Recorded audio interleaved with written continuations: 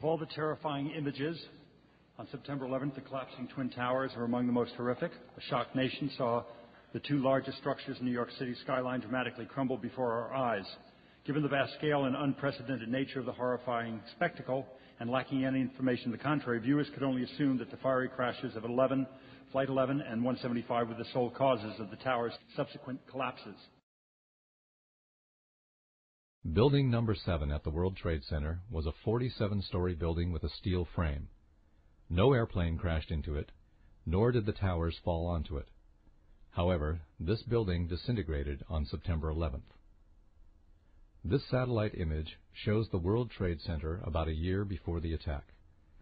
Building 7 is the tall building at the top. Building number 1 is the North Tower.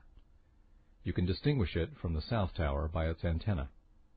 Buildings 4, 5, and 6 were office buildings. Building 3 was a hotel.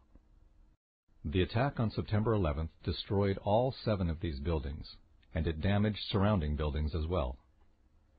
Here is a view from an airplane of the rubble of Building 7. The pile is very small. How did a 47-story steel building crumble into such a tiny pile of rubble? The Bush administration wants us to believe that fire caused it to disintegrate. Fires started in Building 7 at around 9 o'clock in the morning, a few moments after the plane crashed into the South Tower. These fires burned slowly all day. This photo shows the fires at 3 p.m.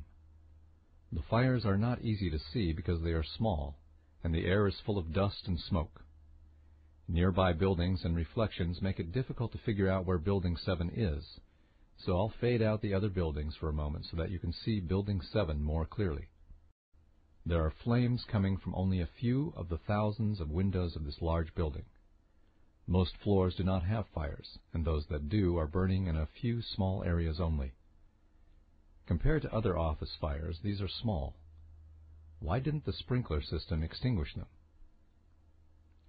This photograph shows the rear of Building 7.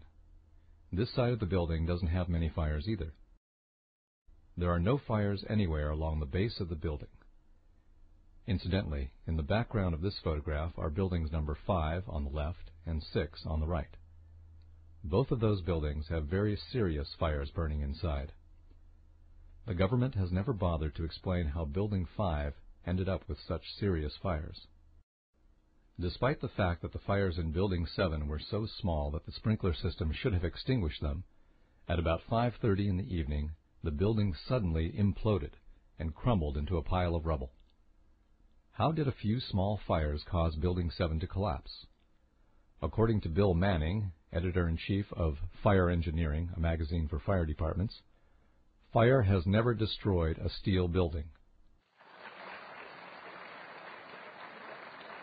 I remember getting a call from the fire department commander telling me that they were not sure they were going to be able to contain the fire.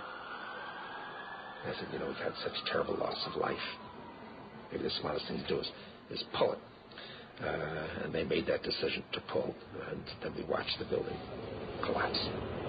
Now, the term pull, which you just saw Larry Silverstein use, is an industry term that means to demolish, a controlled demolition.